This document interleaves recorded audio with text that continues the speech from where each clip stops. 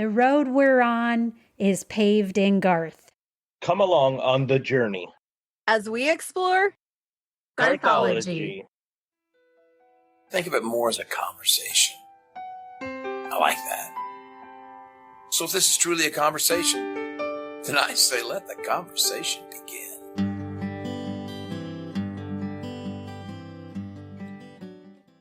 Showtime!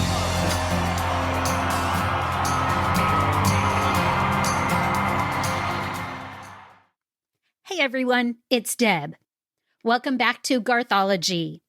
I'm on my own today to discuss something a little bit different because I'm not diving into an album review or a deep lyrical breakdown. Nope, this time, instead, I've got some exciting news for our Garthology family and an awesome fan story to share that really captures why we do what we do here at Garthology. So first up, Garthology is stepping up our game on Facebook.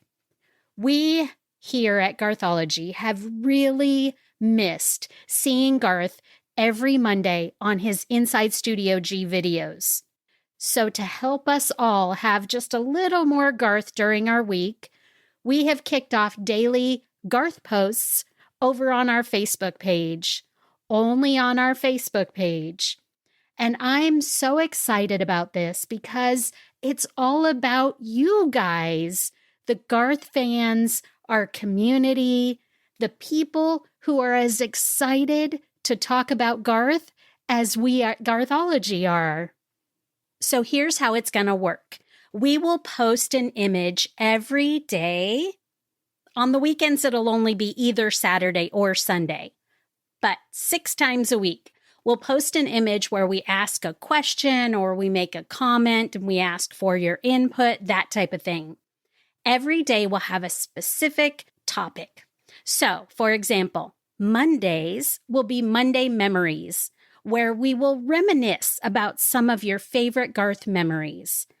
Tuesday Tunes, we're talking all Garth music, lyrics, albums, all of that. Wednesdays is What Do You Think? These are friendly debates like the dance versus If Tomorrow Never Comes. Throwback Thursday is for all the vintage Garth times we've all seen and lived through. Fan Friday, when you get to tell us your stories, share your collections, or pitch podcast ideas. And on the weekends, we'll have some just for fun, Garth-inspired questions to enjoy. All of these are designed to help us miss Garth just a little bit less, since he's not on our social media feeds every week anymore. So if you haven't yet, make sure you follow us on Facebook. That's where all of this conversation is happening. Jump into the comments, share your favorite memories, and tag your Garth-loving friends. Our Facebook page can be found at www.facebook.com/GarthologyCast. That's GarthologyCast. By interacting with us over on our page, you might just end up being part of a future podcast episode. Which brings me to the second half of today's show. One of our listeners, Cesar Reyes, recently left a comment on one of our Monday memory posts that literally stopped me in my tracks. He wrote, "Saw him once in San Antonio. Great show.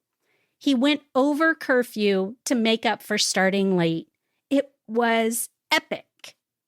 Now, as soon as I read that, I had to learn more about it. And sure enough, Cesar was talking about a legendary San Antonio concert back in 2016.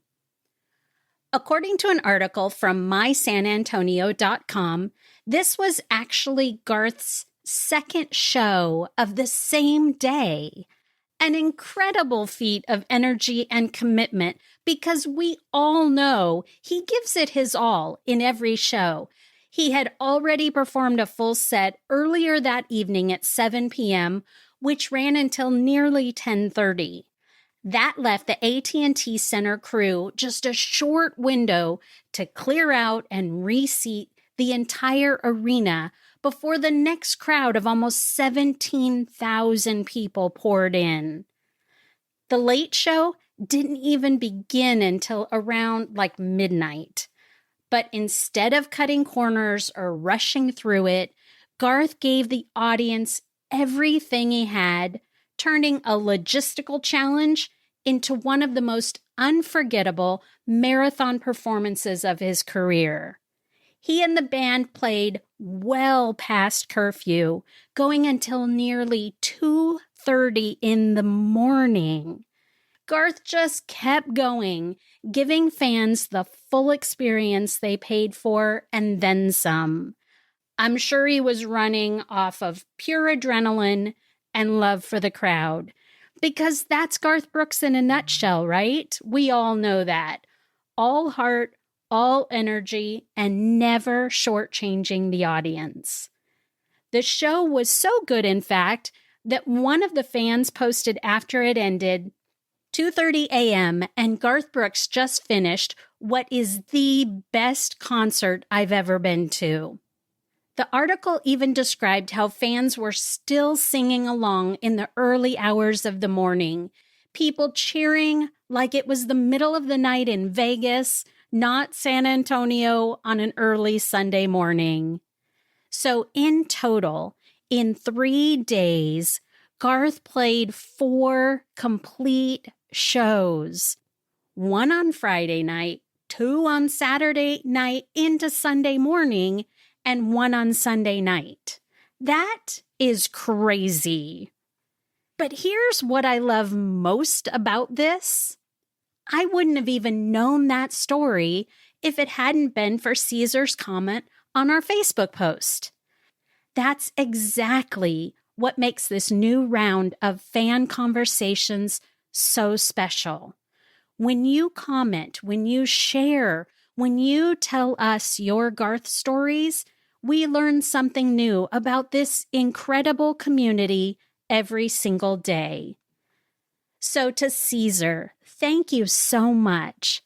Thank you for reminding us that being a Garth fan isn't just about listening to the music. It's about the moments, the memories, and the way we all connect through them. And a big thank you to everyone else who have already started sharing their stories with us on these daily posts. We love reading them. It is so much fun, and it's really helping me with my Garth withdrawal. So if you're listening right now and you've got a Garth story of your own, maybe a concert memory, a song that changed your life, or a favorite lyric, come join us on Facebook and tell us all about it. You never know, your comment could inspire a future Garthology episode just like Cesar's did. Make sure to follow us at facebook.com/GarthologyCast. Jump into the daily discussions and help keep the Garth love alive. Have you checked out our website at garthology.com yet? If not, stop by today and check out all of our past episodes.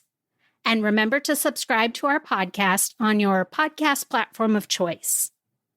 Hey, if you listen on Apple Podcasts, please stop by and hit that 5-star button if you like what you hear, and then encourage others to listen by writing up a quick review. Then share us with everyone you know to help your friends in low places become Garthologists too. Until next time, this is Deb, reminding you that love will always win. Bye, everyone.